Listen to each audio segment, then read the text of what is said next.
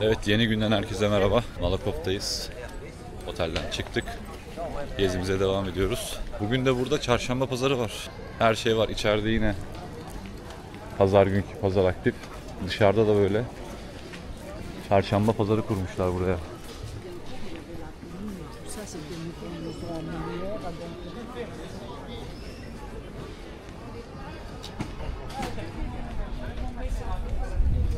Şimdi metroya doğru gidiyoruz. Oradan direkt Versailles Sarayı'na geçeceğiz.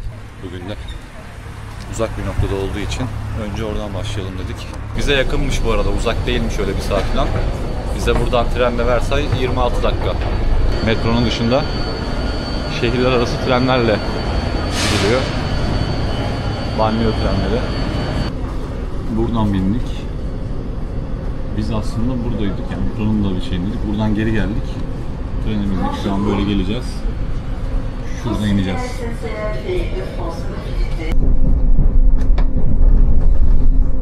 İstasyondan çıkınca hemen böyle otobüs durakları var istasyonun önünde Versailles'e giden. Otobüs 9 dakika gösteriyor. Yürüyerek de 14 dakika. Biz de dedik ki nasıl olsa yürümeyi seviyoruz. Yürüyelim, hem de geze geze göre göre gitmiş oluruz dedik. Bu şekilde devam ediyoruz. İleride şu çaprazlarda bir yerde kalıyor Versailles. Bu bölgede yollar ve caddeler inanılmaz geniş ya. Yani şu yürüdüğümüz kaldırım bile normalde bizim İstanbul'da, yani Türkiye'deki sokakların genişliğinde. Çok az yürüdük. 10 dakika bile belki sürmedi bizim. Versailles hemen dümdüz karşımızda. Evet, Avrupa'daki mutlak monarşinin sembolü olan Versailles Sarayı'ndayız.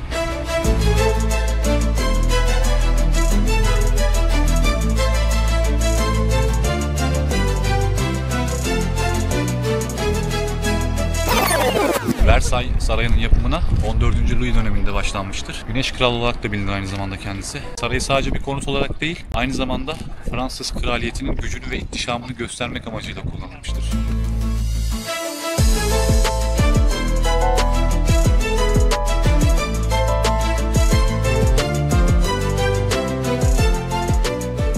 Yani Versailles'in da limonunu yemedik demeyiz yani.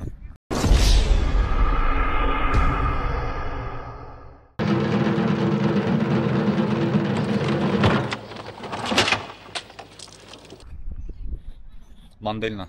300 binden fazla bitki türü varmış burada. Yani dünyanın birçok yerinden bitki getirilmiş. İleride zaten onunla ilgili böyle çevrili bahçeler var. Golf arabalarıyla falan geziyorlar orada.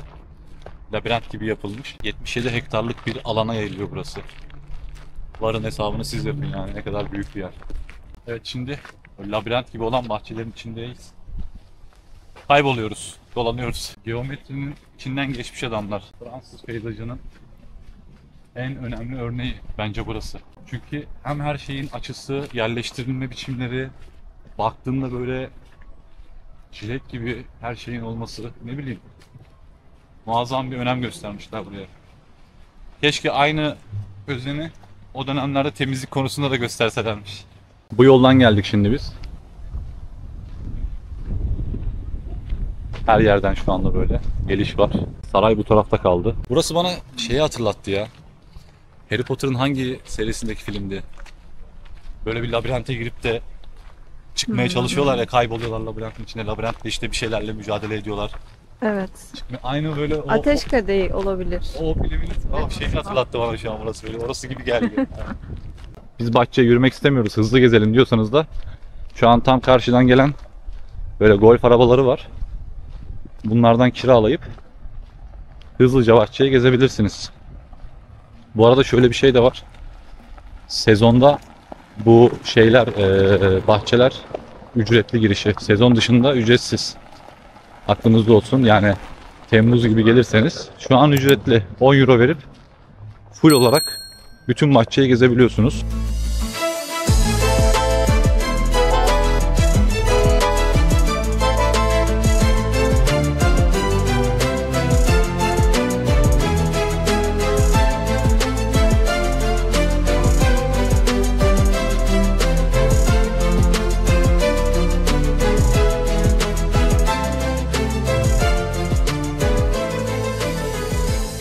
Ben de bir şey eksikti diyorum. Ben zaten. yine konuşmaya başlayacağım ya. Yine bir sıkıntı çıktı işte yani. Bekliyoruz. Bak şimdi de iş makinesi geliyor. Ne o, traktör mü? Traktör geliyor aynen. Abi nerede bir konuşmaya girsem videonun play. Ay senin motoruna, egzozuna be. Burası çok yaşa. Abinin biri şu egzozunu patlatsın da öyle devam edelim. Patlat patlat. Bir daha. Yine dokunduğum an bir yerden bir şeyler oluyor. Ya birileri kahkaha atıyor, ya birileri hapşırıyor, ya traktör geçiyor, ya motor gaza basıyor. Bir şeyler oluyor yani. Neyse olsun. Buraya düzgün plan yapıp gelin. Çünkü burayı öyle bir saatte falan, hani gidelim bir saatte gezeriz görürüz falan, o işleri geçin, öyle bir şey yok. Burayı, bahçeyi sadece, bak adam akıllı diyorum, adam akıllı bahçeyi sadece tam bir günde gezersin yaya olarak. Bahçeyi adam akıllı yaya olarak tam bir günde gezersin. Saraya gireceksen, sarayın müze bölümlerini, sarayın içini gezmeye de kalkacaksan zaten tam bir gün buraya ayırman gerekiyor. Çünkü sarayda yarım günden fazla sürecek bir büyüklükte. Onun için buraya geleceğiniz zaman komple gezecekseniz eğer tam bir gününüzü ayırın. Öyle hesap edin yani.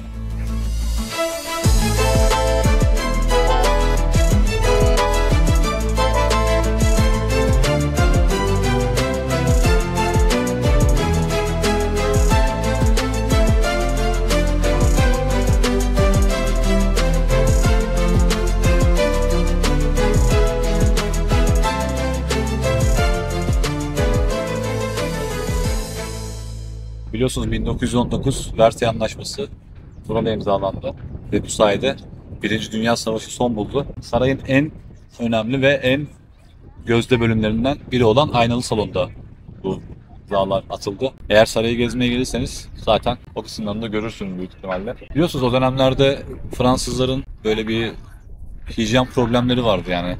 Kocaman saray yaptırmışlar, binlerce oda var içeride ama maalesef tuvalet yok. Söylentiye göre işte asiller, soylular, krallar tuvaletlerini istedikleri her yere yapabiliyorlarmış. Onlar için o zaman normalmiş yani. Kralların tahtının, tacının altına varana kadar oturdukları her yerde her an tuvaletlerini yapabiliyorlarmış. Öyle bir adetleri mi varmış denir, yani öyle bir özgürlüğe mi sahiplermiş. Sırf buranın kötü kokusundan dolayı zaten parfüm bulma olayını hızlandırmışlar. Yani bugün bizlerin üzerine sıktığı parfüm adı verdiğimiz kokular aslında tuvalet kokusu.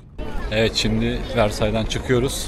Tekrar aynı trenle şehir merkezine doğru hareket edeceğiz.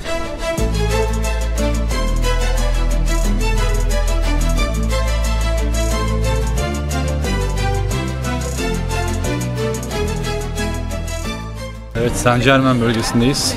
Şu an arkamda görmüş olduğunuz kafe Fransız devriminde büyük rol oynamış bir kafe diyebiliriz oraya. Le Procop burası. Buranın önemi şuradan geliyor. Burada çok ünlü insanlar bir arada bulunmuşlar. Benjamin Franklin'ler, Victor Hugo'lar, Balzac'lar, Napolyonlar, daha kimler kimler. Fransız devrimi öncesinde burada toplanıp, burada konuşup, burada beyin fırtınaları yapıyorlarmış. İçeride Napolyon'un şapkası var. Napolyon burada parası olmadığı için, tabii Napolyon olmadan önce yiyor içiyor.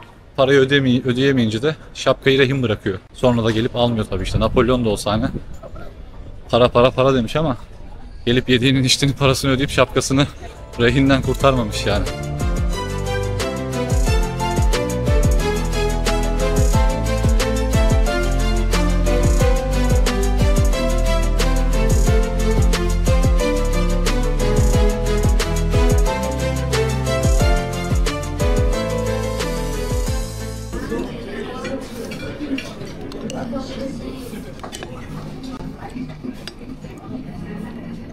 Bakalım nasılmış.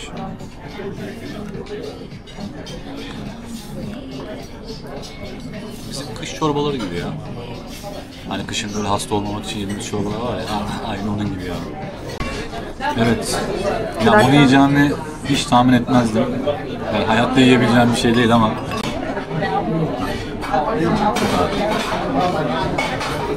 Yani hadi hayırlısı.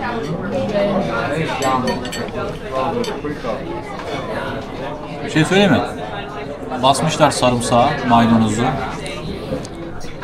Böyle fesleğen. Midye. Bildiğin midye.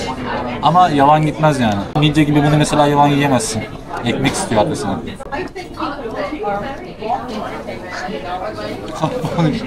Sen direkt moda girdin yalnız. Şöyle mi? Hah. Güzeldi, gerçek yorumunu söyle. Yani bir daha yer miyim? Çok zor. Ama kötü değil, yeniyor yani.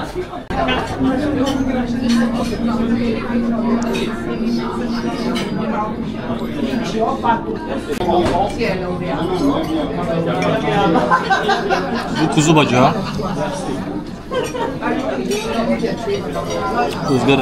Izgarada yapılmış kuzu bacağı. Orta pişmiş, güzel.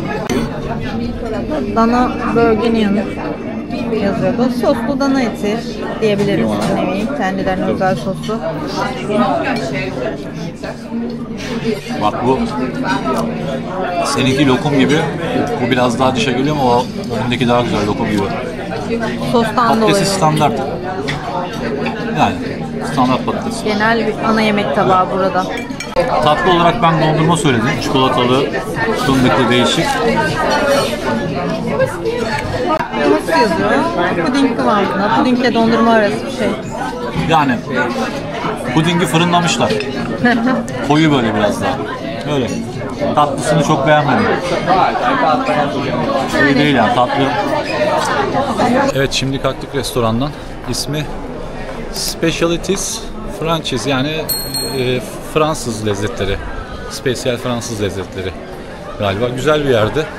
Doğaçlama girdik öyle, hani özellikle gidip de oturmadık. Hemen bu şeyin orada, Notre Dame Katedrali'ne gelmeden önceki köprüden sağa girdiğinizde ilk sağa dönüyorsunuz. Bu ara sokakta bayağı böyle Karaköy'deki Nevizade gibi burası. Bir sürü dükkanlar, restoranlar, publar karşılıklı. Hemen burada. Biz içerideyken bir ara bayağı bir yağmur yağdı. Hava da zaten şu an kapalı. Bakalım devam ederiz, bitirir miyiz? Duruma göre tekrar görüşürüz.